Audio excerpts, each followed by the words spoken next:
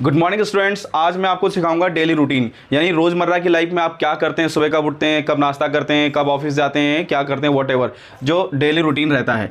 क्योंकि मैंने आपको पहले ही बता दिया है कि V1 जो होता है वर्ब की पहली अवस्था, जो शॉर्ट फॉर्म में मैं एक फॉर्मूले के रूप में आपको बहुत आसान तरीके से इंग्लिश को ट्रांसलेट करना सिखा रहा हूँ। उसी तरह से इसमें मैंने आपको जो इसकी पहचान बताई थी कि हिंदी वाक्य के अंत में, यानी जो सेंटेंस रहेगा हिंदी का, उसके आखिर में ता है, ती है,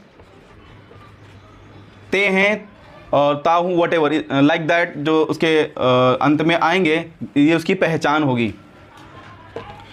अभी मैंने आपको जो पहली वीडियो में आपको पूरा फुल बताया हुआ है कि सब्जेक्ट क्या है, सिंगुलर क्या है, और एस और एस क्या होता है, ऑब्जेक्ट क्या होता है, प्लूरल क्या है, सब कुछ मैंने आपको पहली वीडियो में बताया हुआ है। अगर आपको डिटेल में नहीं पता तो आपको मेरी पहली वीडियो देखनी चाहिए। मैं इस फॉर्मूले का एक सेंटेंस आपको ट्रांसलेट करूंगा एंड देन आफ्टर जो है, क्योंकि अभी मुझे फिर इस पे ही चलना है। सब्जेक्ट अगर सिंगुलर होता है, मैं आपको पहले क्लियर कर देता हूँ। सिंगुलर में क्या होता है, सिंगुलर में क्या होता है, ही, शी, इट एंड नेम। और प्लूरल में क्या होता है, आई, यू, वी, दे। अभी हम जो डेली रूटीन की बात करेंगे उसमें चाहे हम प्रश्नवाचक करें या फिर हम अपने बारे में बताएं, उसमें दोनों में आपका आई, यू ही आएगा, या उनके बारे में या हमारे बारे में। हम क्या करते हैं, तो मैं सुबह 5 बजे उठता हूँ, आई get up early in the morning करके आएगा, तो इसमें आई भी जो है प्लूरल में आता है। पहले इसको ट्रांसलेट कर देते हैं ताकि समझ में आ जाए ये फॉर्मूला क्या कहता है।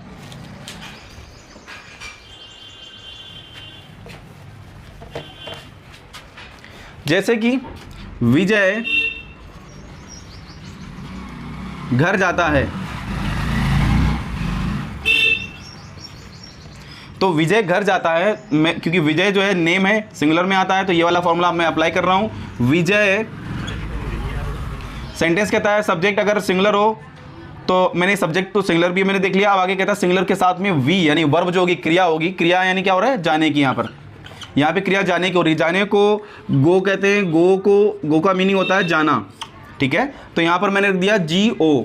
अब इन्होंने कहा है कि वर्ब की पहली अवस्था के साथ में ही आपने एस और ES प्लस करना है, यहाँ पर जोड़ना है।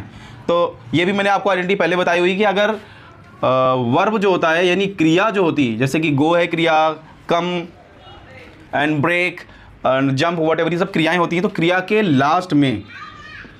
के लास्ट में क्या आता है, OXCHSH आता है, तो ES लगाया जाता है, ठीक है। तो ES लगाते हैं। अभी हमें पता चल गया कि ये जो क्रिया है, क्रिया के आखिर में O आ रहा है, तो यहाँ पर भी O आ रहा है, और इसकी जो इन्होंने जो बताया हुआ इस फॉर्मूले में ES लगा रहे हैं, तो यहाँ पे हमने ES लगा दिया। विजय गोज़ टू होम, घर जाता है। ये सेंटेंस हो गया क्लियर। लाइक दैट, इसी तरह से मैं आपको प्लूरल से बताऊंगा डेली रूटीन। ये समझ में आ गया होगा। अगर आपको स्क्रीनशॉट लेना चाहते हो तो स्क्रीनशॉट ले लीजिए, मैं इसे मिटा रहा हूँ, वाइप कर रहा हूँ।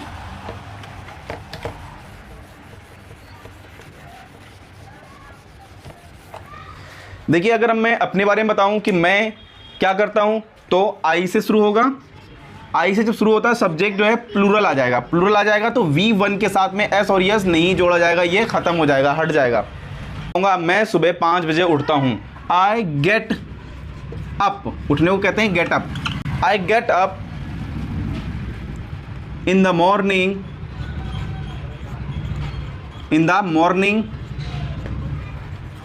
एट 5 o'clock, या फिर हम 5 AM कह सकते हैं, ओनली 5 AM करेंगे। तो AM को बोलते हैं एंटी मैरिडियन टाइम। तो ये सुबह का टाइम होता है, सुबह का टाइम बता सकते हैं। इसी तरह से मैं ऑफिस जाता हूँ। मैं ऑफिस कब जाता हूँ, मैं सुबह 7 बजे ऑफिस जाता हूँ। आई गो के साथ में ES लगाने की ज़रूरत नहीं, क्योंकि आई जो है प्लूरल में आता है, प्लूरल में एस और ES लगाने की ज़रूरत नहीं। आई गो टू ऑफिस एट कितने बजे, 7 AM, ओके। इसी तरह से आप जो भी करते हो वो आपने सारा पहले हिंदी में लिख लेना है। इसके बाद इस फॉर्मूले से आपने उसको ट्रांसलेट करते हुए जाना है। कैसे करेंगे, ऑलरेडी मैंने आपको बता ही दिया है क्या क्या क्रियाएं होती हैं। मैं सुबह 5 बजे उठता हूँ, इसके बाद मैं ब्रेकफास्ट करता हूँ। I take breakfast timing. इसी तरह से आपने जो है ट्रांसलेट करते जाना है। अगर किसी तरह की कोई भी दिक्कत आती है तो आप मुझे कमेंट कर सकते हैं। तो आपको ये समझ में आया? नहीं आया तो आप कमेंट करिए कि नई वीडियो भी बना देंगे इस पर। और तब तक के लिए चलते हैं। और तो स्टूडेंट्स, आपको ये सब समझ में आ गया होगा कि किस तरह से हमें डेली रूटीन कैसे हमें लिखना है। ये बना लेना है और उसको रट लेना है। रट लेने से मतलब ये होता है कि आपने बार बार उसको रिपीट करना है। अगर आप सीखना चाहते हो तो आपने टाइम देना होगा। अगर आप चाहते हो इतना मिले और आप टाइम दे रहे हो इतना, तो इतना ही मिलेगा दोस्तों। जैसे कि आप किसी भी जॉब में अगर आप 8 घंटे देते हो तो 8 घंटे की सैलरी मिलती है आपको। अगर आप 1 घंटा दे करके सैलरी लेना चाहते हो, नहीं। या फिर आपके अंदर एक्सपर्टीज़ हो। बहुत से लोग होते हैं घर में बैठ करके बस 15 मिनट देते हैं और उनको पूरे दिन का सैलरी मिल जाता है। कैसे मिलता है? एक्सपर्टीज़ हासिल करने के लिए उसके पहले आपको टाइम देना होगा। आपने लर्निंग के लिए टाइम देना होगा। बार बार जब ये वर्ड्स को क्लियर करोगे, बार बार वर्ड्स को आप रिपीट करोगे, तो आपके ये वर्ड जो हैं आपके माइंड में रट जाएंगे, आपके माइंड में बिल्कुल सेट हो जाएंगे। तो मैं ये चाहता हूँ कि आप बार बार इसको रिपीट करें। आप कमेंट्स में एक दूसरे के अपने नंबर डालें और एक दूसरे से आप बात कर सकते हैं। जब आप कमेंट्स में नंबर डालेंगे तो जो दूसरा डालेगा वो भी लर्निंग के लिए ही होगा, वो भी स्टूडेंट होगा। आप एक दूसरे से नंबर शेयर करके आप एक दूसरे से बात कर सकते हैं। उससे आपकी जो है इंग्लिश इंप्रूव होगी। Thanks for watching. मिलते हैं अगली वीडियो में।